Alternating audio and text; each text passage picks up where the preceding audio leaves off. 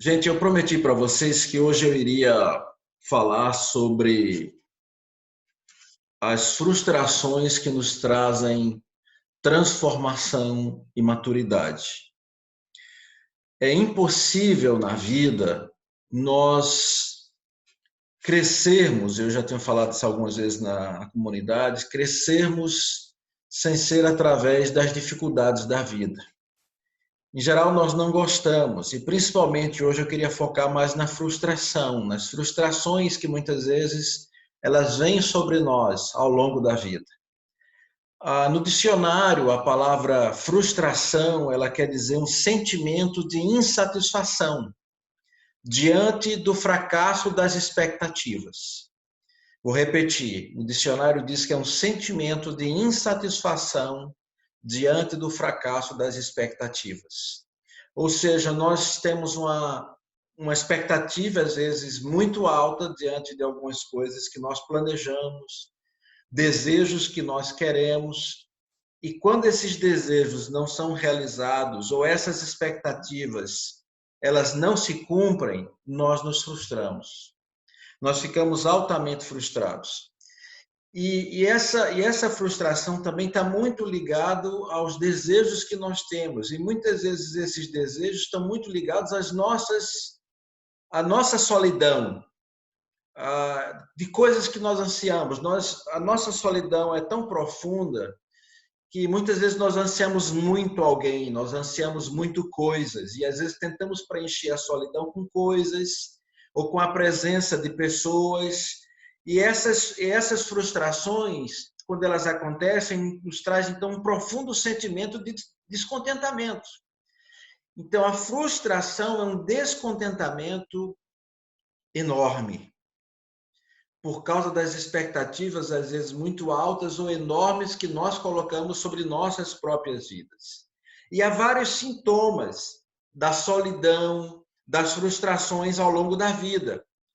Muitas pessoas, elas se frustram tanto com determinados acontecimentos ou determinadas circunstâncias e situações, que elas então se voltam para outras áreas e têm sintomas. Por exemplo, o sintoma do alcoolismo, o sintoma da pornografia, o sintoma da dependência das drogas, o sintoma da dependência dos jogos. Eu estava lendo a semana passada a quantidade de pessoas que aqui em Portugal estão cada vez mais viciadas em jogos, né? Com essa quarentena. Foi calculado 1 bilhão de euros, 1 bilhão de euros que os portugueses gastaram só em jogos online, só em jogos virtuais. E esses jogos, então, é um pouco desse sintoma. E também o ativismo desenfreado. Às vezes, muitas pessoas são muito ativas, não apenas pela sua constituição física. Eu reconheço que muitas pessoas são ativas pela sua própria natureza física, mental, etc. Mas muitas pessoas são muito ativas e vão para o extremo que nós chamamos de ativismo. Então, muitas pessoas são ativistas, não param. E não param porque elas não querem, na verdade, enfrentar a sua própria solidão. Elas não querem ouvir a voz de Deus, ouvir a sua própria voz interior, o coração, que muitas vezes fala com a gente. Então, a frustração, eu digo que é uma dor não curada. Como eu já tenho falado algumas vezes na comunidade, é uma cicatriz constantemente aberta. Constantemente aberta. E essa frustração, então, vai jorrando pensamentos negativos, né? O passado vem à tona, erros do passado, fantasmas, vamos assim dizer, que a gente já tinha apagado lá no passado, eles reaparecem. Vem a questão do futuro, a ansiedade, o medo de se errar, o medo de não fazer a coisa certa, a insegurança que se instala no coração e a dúvida. Há muita dúvida, dúvida sobre tudo, dúvida sobre as pessoas, dúvida sobre Deus. Puxa, Deus é mesmo amor? Será que Deus me ama verdadeiramente? A situação que eu estou passando, Deus me ama? Então a frustração, ela tira a paz, ela nos faz sentir culpados e ansiosos, e ela nos torna pessoas altamente deprimidas e estressadas. Então, nós entramos em depressão, nós ficamos estressados, nós ficamos ansiosos, nos sentimos culpados, e essas frustrações, então, elas vão aumentando. E elas têm algumas características, as frustrações. Por exemplo, é um constante mau humor, irritação, acessos de raiva, uma atitude de olhar para tudo e para todos com um olhar completamente crítico, você critica tudo e todos, e há uma insegurança, isso vai tomando conta do ser, tomando conta da pessoa o tempo inteiro. Então, são alguns sintomas, algumas características dessa frustração e nos leva a muitas dificuldades. Então, assim, a Bíblia nos diz aqui no Salmo 37, e eu gosto muito dele, que é um salmo que fala muito ao nosso coração sobre descansar e esperar em Deus. Mas uma coisa que ele diz, que é um verso que às vezes as pessoas não olham tanto, geralmente nós só olhamos, né? Entrega o teu caminho ao Senhor, confia nele, o mais ele fará. Salmo 37:5. Mas muitos não prestam atenção no verso 8, por exemplo, aí ele diz: evite a ira, rejeite a fúria, não se irrite.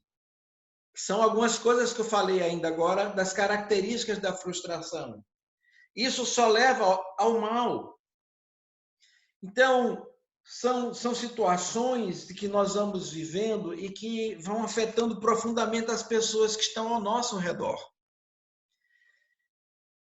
Por que é que nós temos tantas dificuldades de lidar com as frustrações? Por quê?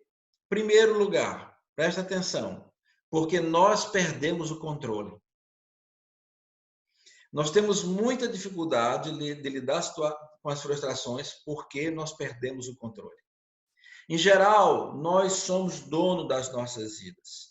Em geral, principalmente aqueles que são perfeccionistas, aqueles que gostam de planejar tudo bem direitinho, nós temos uma grande dificuldade quando a gente perde o controle. Nós nos desesperamos, nós nos chateamos, nós ficamos irritados, porque nós gostamos de ter tudo muito bem controlado, muito bem dirigido nas nossas vidas. Então, quando nós perdemos o controle, isso nos frustra profundamente. Então, primeira coisa, a gente tem dificuldade de lidar com a frustração porque a gente perde o controle. E quando a gente perde o controle, não sabe o que fazer. Segundo lugar, a gente tem dificuldade de lidar com as frustrações porque ao longo da vida a gente criou as expectativas e a gente não alcança. Então, um dos grandes problemas da sociedade é a preocupação com os resultados. Pode prestar atenção que a vida hoje em dia se foca muito em quem você vai ser. E a pressão vem desde a família, vem desde casa muitas vezes. É aquela pressão, não, você vai ser um médico, você vai ser um engenheiro, você vai fazer isso, você vai fazer aquilo, você tem que ser isso, tem que ser aquilo, porque se você não for isso, você não vai ser ninguém. Né? Então, assim, isso é importante, a gente saber de que nós, ao longo da vida, vamos ter as frustrações por causa dessas altas expectativas que já vêm desde lá de trás, às vezes dos nossos pais, dos nossos avós, da nossa família, dos nossos amigos, do cônjuge. Então, assim, tem várias situações que nos levam à frustração. Em terceiro lugar, a gente não sabe muitas vezes lidar com a frustração porque a gente não está preparado para os fracassos. Preste atenção, nós não sabemos muitas vezes lidar com as frustrações porque nós não estamos preparados para os fracassos. Augusto Cury, no seu livro Pais Brilhantes e Professores Fascinantes, ele diz uma coisa interessante. Diz que nós não somos preparados para o fracasso. Ele diz que os bons pais preparam os filhos para os aplausos, mas os excelentes pais preparam os filhos para os fracassos. Olha aí, eu vou repetir a frase do Augusto Cury. Os bons pais preparam os filhos para os aplausos, mas os excelentes pais preparam os filhos para os fracassos. A verdade, gente, é que quando as frustrações não são superadas, se tornam um obstáculo na vida. As frustrações podem levar as pessoas a uma desilusão, a um sentimento de fracasso enorme na vida. E essa frustração tem várias consequências. Tem várias consequências das frustrações. Primeira consequência das frustrações, quando a gente tem frustrações profundas, trazem uma tristeza profunda. Tristeza profunda. E a gente precisa saber lidar com elas, porque senão elas tomam conta da gente. E a tristeza, ela pode ir se agravando, ao ponto de chegar numa depressão profunda. E principalmente aqueles que já têm, às vezes, dentro até do seu próprio metabolismo, físico, emocional, psicológico, às vezes já tem uma tendência para a depressão. Então, a frustração, ela traz tristezas profundas. A segunda consequência das frustrações é que as pessoas não acreditam mais em si mesmas. As frustrações, às vezes, ela pode ser com Deus, e pode ser com os outros, e pode ser consigo mesmo. E geralmente são desses três níveis: com Deus, com os outros e consigo mesmo. Por isso que quando Jesus disse que a gente tem que amar a Deus e amar ao próximo como a si mesmo, são os três níveis que ele diz que trazem o equilíbrio e o balanço correto para as nossas vidas. Amar a Deus acima de todas as coisas, amar ao próximo como a nós mesmos. São os três níveis que você é uma pessoa, então se torna uma pessoa equilibrada.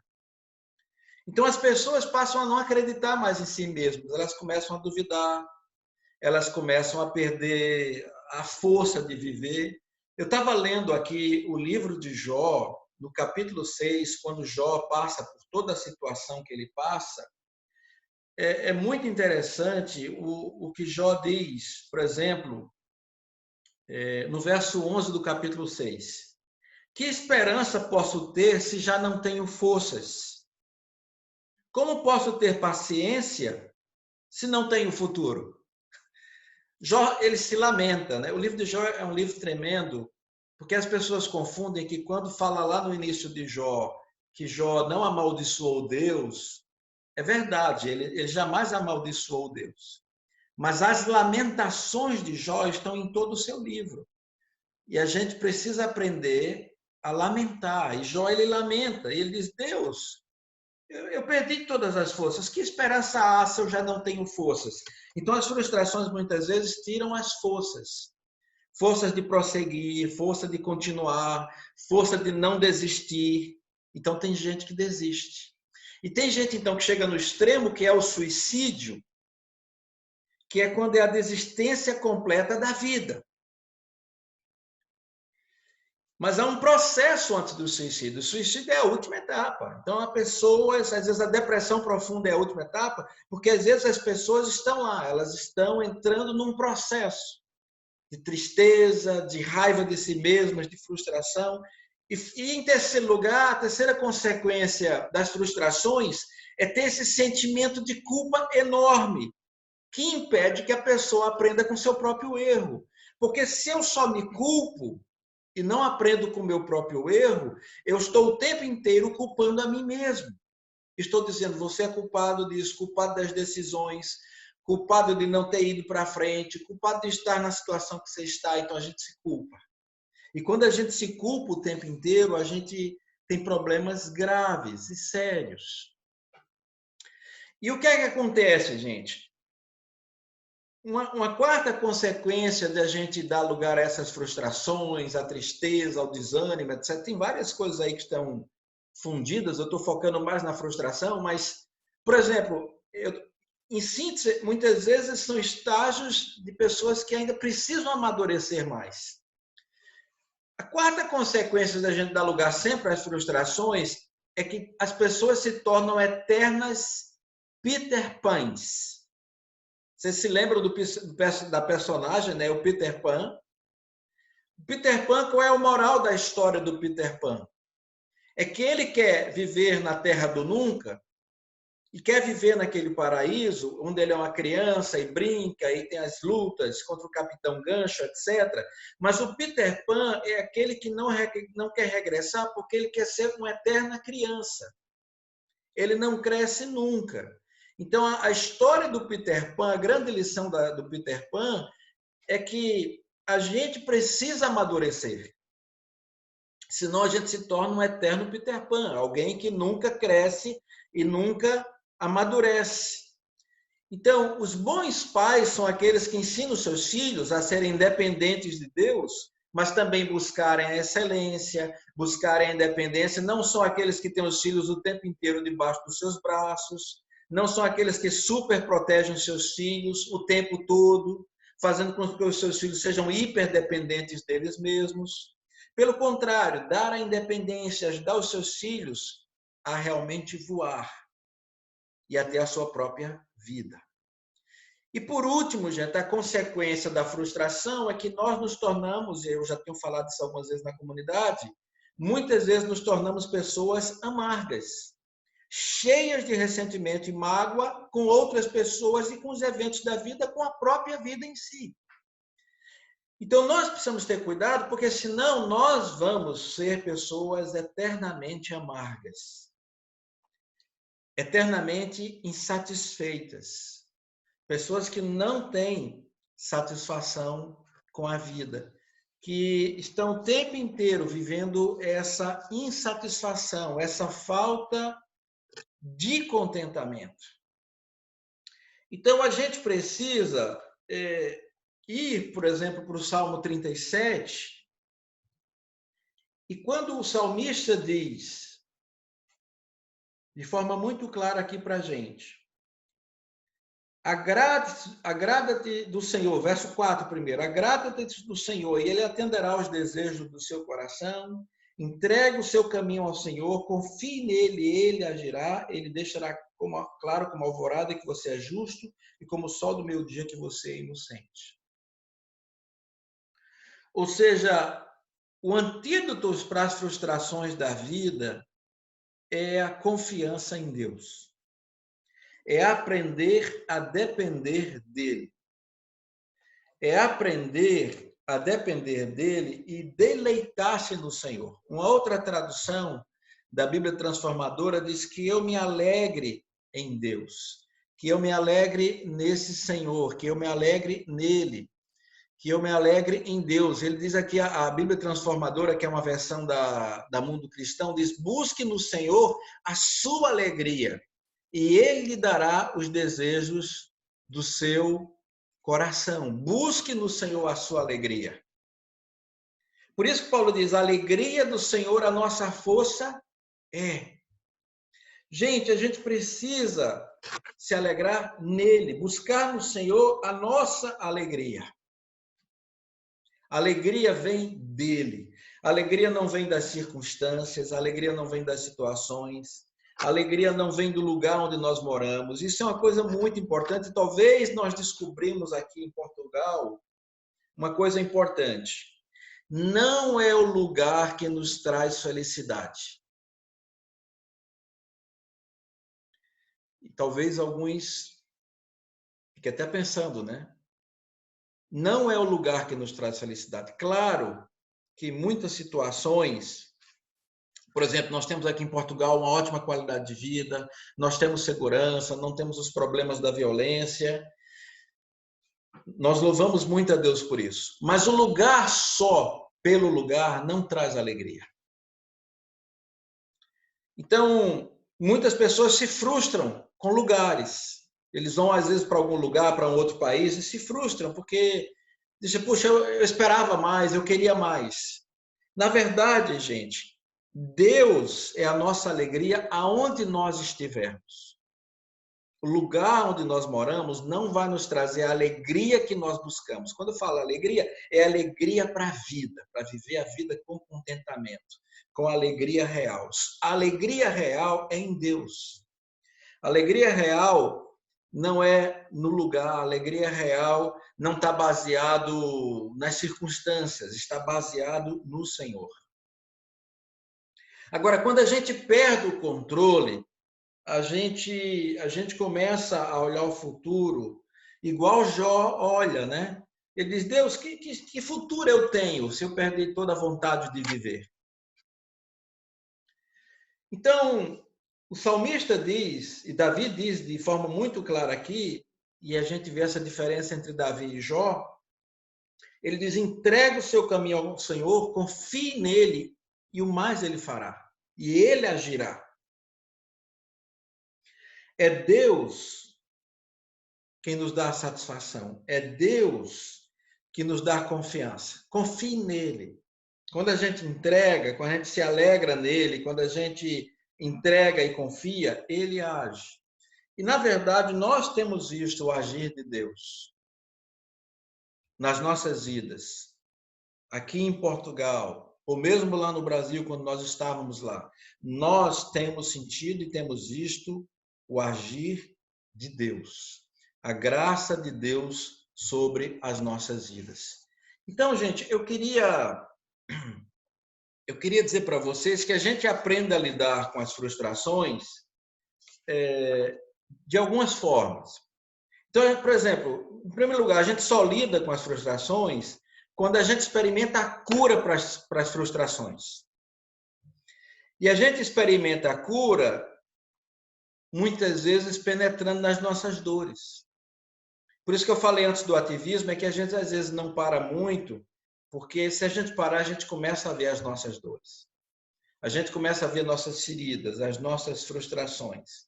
Então, a gente precisa deixar que Deus penetre no nosso coração e nos limpe. Tire as dores, as amarguras, os rancores, os ressentimentos. E a gente precisa aprender a perdoar. Eu já falei várias vezes da história, por exemplo, de José, que para mim o grande pilar na trajetória de José é quando ele se depara com seus irmãos e ele tem todo o poder para acabar com a vida dos seus irmãos.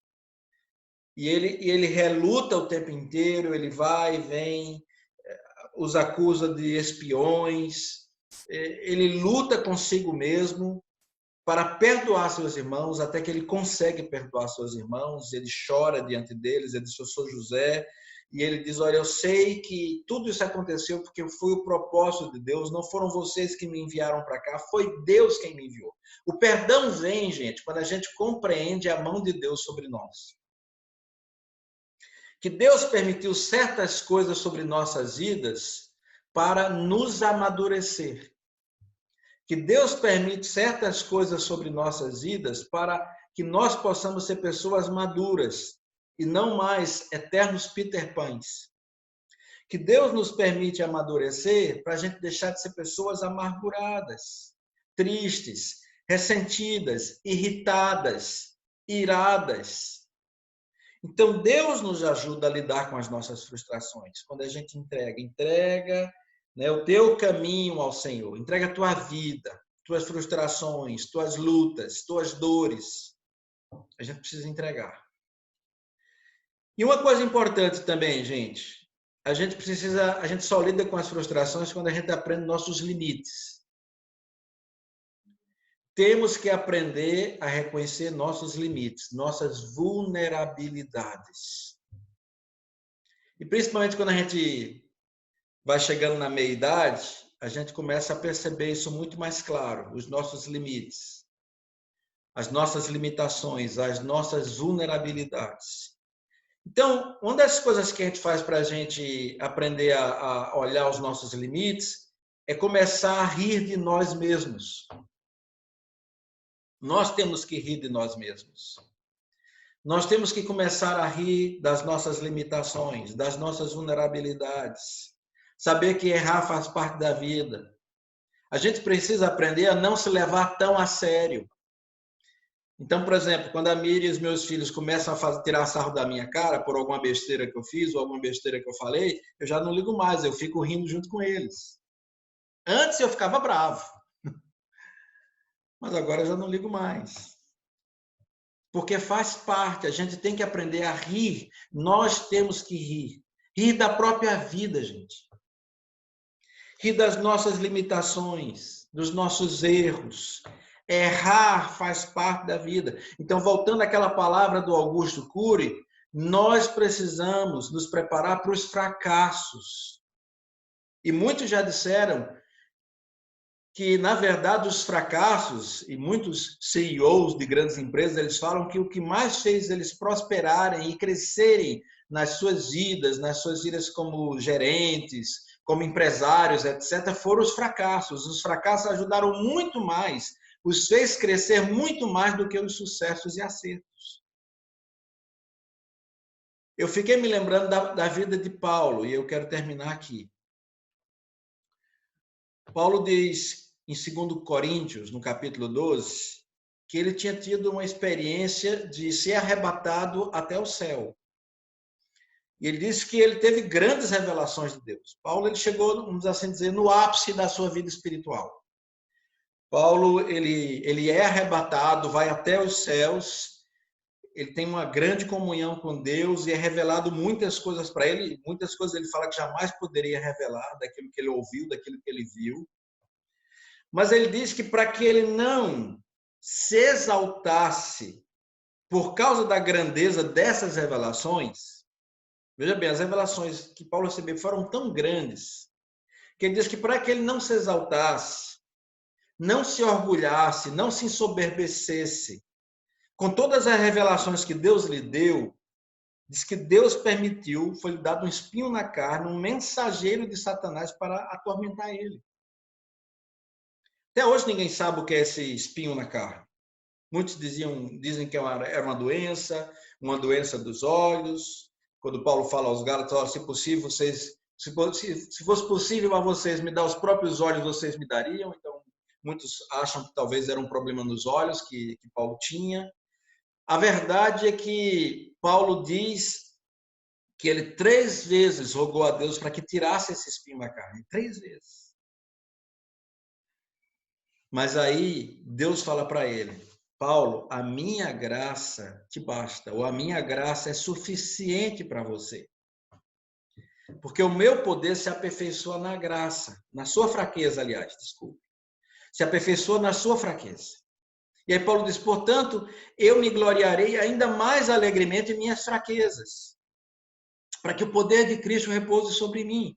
Por isso, por amor de Cristo, regozijo-me nas fraquezas, nos insultos, nas necessidades, nas perseguições, nas angústias, porque quando sou fraco é que sou forte. A grande verdade é que Paulo, com essa experiência, ele descobre, então, que os erros, que os fracassos, que suas fraquezas, quando ele se sentia fraco e se sentia incapaz de qualquer coisa, é quando Deus poderia agir na vida dele. Deus diz, Paulo, você só vai poder receber o meu poder quando você parar com a autossuficiência. Em síntese, é isso. Paulo, pare de ser autossuficiente. E não pense ainda mais agora que você veio até aqui aos céus, que você recebeu essas grandes revelações, que você é melhor ou maior do que qualquer outra pessoa. Então, gente, espinhos na carne são situações que às vezes Deus permite sobre nós para que a gente se humilhe. E às vezes tem espinhos na carne permanentes, como esses que Paulo diz que Deus não tirou.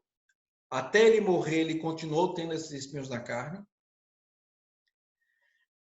Às vezes o espinho na carne é algo passageiro, que vem sobre nós. Mas a grande verdade é que são situações, circunstâncias, ou às vezes até pessoas que Deus coloca sobre nossas vidas para que a gente se humilhe. Agora, uma coisa importante. Não confundam espinho na carne com situações que você tem que aguentar de passar por situações difíceis. Eu me lembro, por exemplo, de uma jovem na igreja, lá em Anápolis, que eu acho que eu já contei esse caso até na comunidade, que antes dela casar, a gente aconselhou ela a não casar com o rapaz com quem ela ia casar, porque ele era muito bruto, era completamente estúpido, chamava ela de burra, então coisa desse tipo, e isso era o mínimo, né? E ela casa-se com esse rapaz, os anos se passam, e ela, a gente sabendo que ela sofria, ele era completamente neurótico, era completamente uma pessoa completamente muito difícil. Por exemplo, situações de arrumar uma roupa, por exemplo, se ela tirasse uma roupa do lugar, tinha que dobrar do jeito que ele queria, tinha que colocar a roupa do jeito que ele queria, arrumar os sapatos do jeito que ele queria, as cores tinham que ser do jeito que ele queria, ou seja, é uma coisa meio doentia, né? E os anos se passam e um dia ela vai para uma palestra sobre violência doméstica. E ela descobre, naquela palestra de violência doméstica, que ela sofreu todos aqueles anos os abusos. Então, um dia cai a ficha naquela palestra e cai a ficha e ela diz assim, peraí, tudo isso que eles estão falando é o que eu sofro. Então, eu estou há vários anos sofrendo violência doméstica. Porque às vezes a gente pensa que violência doméstica é simplesmente uma agressão física. Mas não é só agressão física, são as humilhações, são as palavras ditas, são situações complicadas que nós colocamos, às vezes, a pessoa.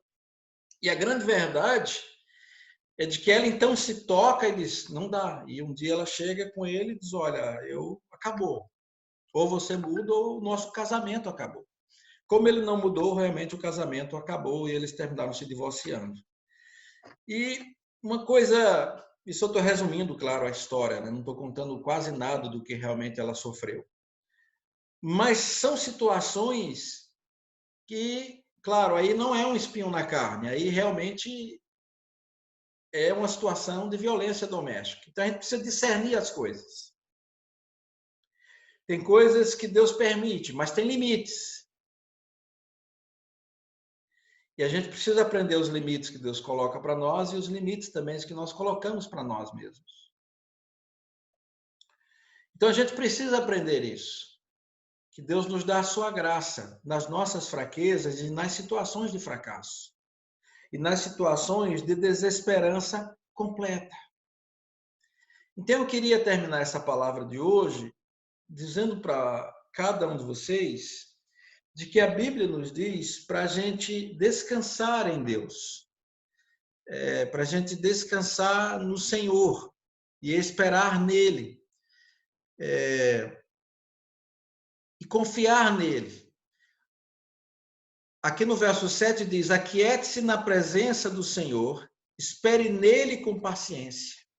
Aquiete-se na presença do Senhor, espere por ele com paciência. Então, Deus nos chama a entregar, Deus nos chama a confiar, Deus nos chama a nos alegrarmos nele, porque ele é quem age, e a descansar. Então, às vezes, esse é um salmo tão conhecido que às vezes a gente passa por cima, né? A gente às vezes está até acostumado a recitar esse Salmo 37, que a gente passa por cima. Mas esse salmo, ele é uma grande palavra de cura para nós, para que a gente pare dessa roda viva, né? De imaturidade, de depressão, de constante reclamação, de constante murmuração, de constante lamentação, de constante tristeza, onde a gente não olha a vida sob o olhar de Deus, mas olha a vida apenas sob os nossos olhares, onde tudo está ruim, está tudo mal. Eu não estou dizendo, gente, que a gente não possa ter um olhar crítico e realista da vida. Não é isso que eu estou a falar. O que eu estou a dizer é que Deus nos chama a gente a amadurecer. E eu quero terminar citando Moisés. Moisés, no Salmo 90, ele diz nos versos 10 e 12, os anos de nossa vida chegam a 70 ou a 80 para os que têm mais vigor. Entretanto, são anos difíceis e cheios de sofrimento, pois a vida passa depressa e nós voamos. E aí ele ora, ensina-nos a contar os nossos dias, de tal maneira que alcancemos corações sábios. Sabe, gente, o título dessa minha palavra hoje foi As frustrações nos levam à transformação e maturidade. Na verdade, o que Moisés nos ensina é que a vida chega aos 70, aos 80, e os que passam disso são os que têm mais vigor, e tem várias pessoas nesses dias que têm comemorado 100 anos, né? Mas a Bíblia nos diz que Moisés fala que são anos difíceis e cheios de sofrimento. Então a vida não é fácil. E Jesus mesmo falou sobre isso. Jesus disse o tempo inteiro: no mundo tereis aflições, mas tende bom ânimo, porque eu venci o mundo. Tende bom ânimo. Mas Moisés diz: ensina-nos a contar os nossos dias. O que significa ensinar a contar os nossos dias? É olhar a nossa vida como um todo e dizer: Deus, eu tenho que deixar de ser Peter Pan, eu tenho que amadurecer, eu tenho que deixar as minhas frustrações, os meus ressentimentos, tudo para trás, as minhas dores, deixar que Deus feche minhas feridas, torne cicatrizes. E Moisés diz que a grande chave da vida é a gente chegar a ser sábios, homens sábios e mulheres sábias. O grande segredo da vida é ser pessoas sábias. Não é ter uma prosperidade financeira. O segredo da vida não é chegar lá na frente próspero financeiramente. Deus pode até lhe dar isso, mas não é o objetivo principal da vida. O objetivo principal da vida não é o enriquecimento. O objetivo principal da vida não é ser uma pessoa que tem muitos bens. O objetivo principal da vida não é ser uma pessoa cheia de títulos apenas. Você pode até ter mestrado, doutorado, não quero dizer que você não tenha. Eu tenho meu mestrado, fiz meu mestrado, amém por ele, mas não é o objetivo principal da minha vida. É parte do processo. Os objetivos principais não é apenas você subir na sua carreira. O objetivo principal da vida é você ter comunhão com Deus e ser uma pessoa sábia ao longo da vida. E isso acontece quando a gente deixa de ser pessoas que são infantis, pessoas que só murmuram, pessoas que só olham para a vida como um grande fardo a ser carregado.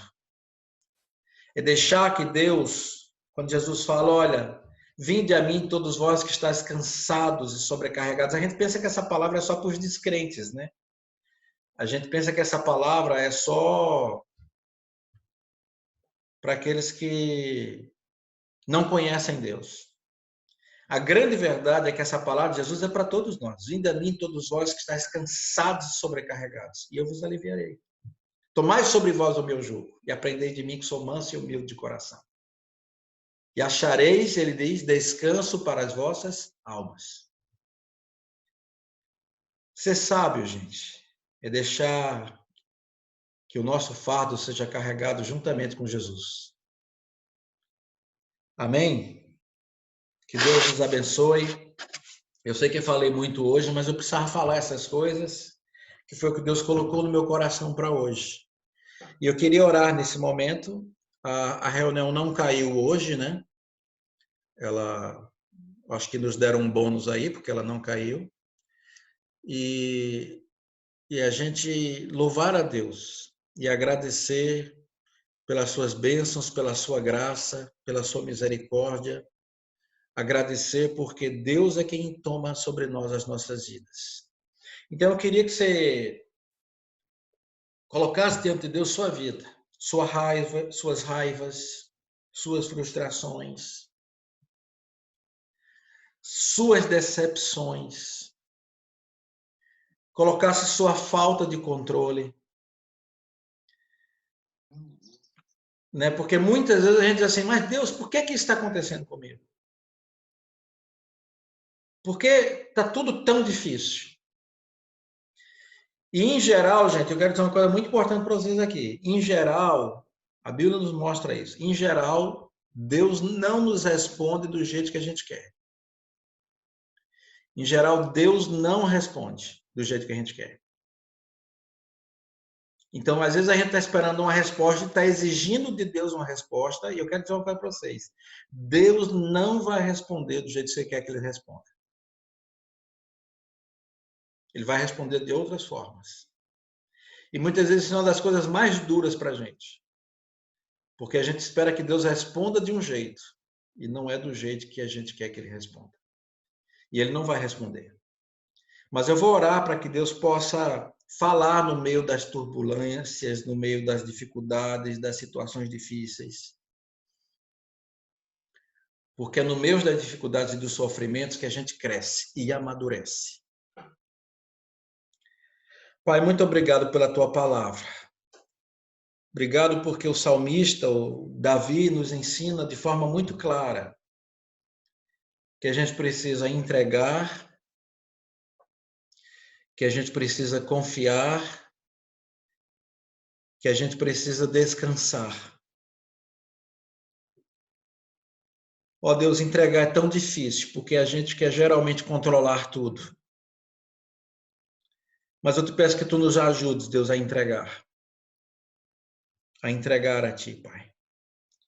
Pai, eu te peço que tu nos ajudes a confiar mesmo quando tudo está dando errado, mesmo quando todas as circunstâncias estão contra a gente.